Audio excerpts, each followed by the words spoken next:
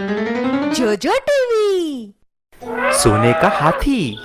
करणपुर नाम के एक गांव के नजदीक ही एक बड़ा सा जंगल रहता था। उस जंगल में एक गुफा थी। उसी गुफा में गणेश करके एक हाथी रहा करती थी। वह एक बड़ा भक्त था। गणेश हर रोज भगवान को प्रार्थना करता था। वह एक दिन भगवान के लिए तपस्या करना शुरू कर दिया। थोड़े दिन के बाद भगवान प्रत्यक्ष हुआ। गणेश हाथी, मैं तुम्हारा तपस्या से बहुत खुश हूँ। बोलो तुम्हें क्या चाहिए? भगवान, मुझे सबसे अलग बना दो। मुझे एक सोने की हाथी में बदल डालो। हाथी ऐसा पूछते ही भगवान तथास्तु बोलता है और तुरंत गणेश एक सोने के हाथी में बदल जाता है। ये बात करणपुर के सारे गांव में फैल जाता है और सारे गांव के लोग उसे देखने जंगल में चले जाते हैं। उसी गांव का रहने वाला सूरज अपने पत्नी शिल्पा और बेटा राजू के साथ रहता था। सूरज बहुत ही गरीब था। एक दिन उसने, अरे ओ शिल्पा, सुनती हो?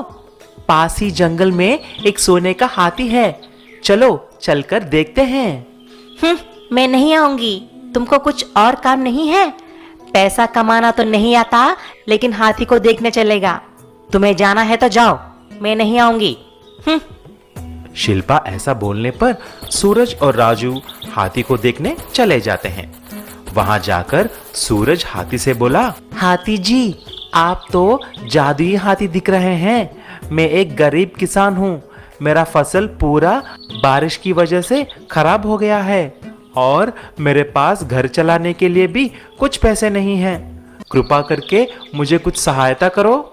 ये बात सुनकर हाथी अपना सोने के दांत के टुकड़े को तोड़कर उसे देकर ऐसा बोला, सूरज, तुम एक नेक इंसान लग रहे हो। तुम इन सोने के दांतों को बेचकर अपना सारा मुश्किलें दूर करो।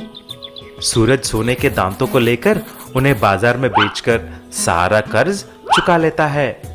लेकिन उसके बाद सूरज बहुत ही आलसी बन जाता है।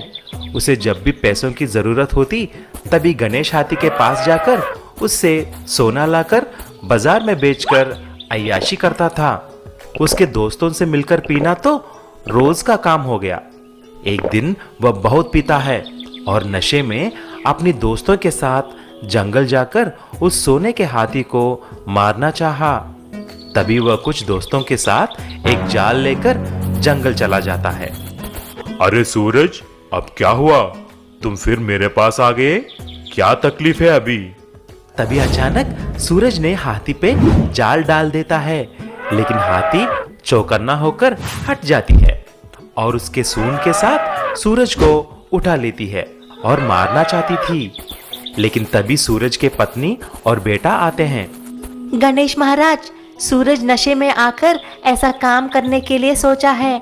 कृपा करके उसे छोड़ दीजिए, वो मेरे पति हैं। उसकी पत्नी को देख गणेश हाथी सूरज को छोड़ देता है। सूरज, तुम अपनी पत्नी की वजह से आज बच गए हो। तुम अभी से एक अच्छा इंसान बन के रहना, ठीक है?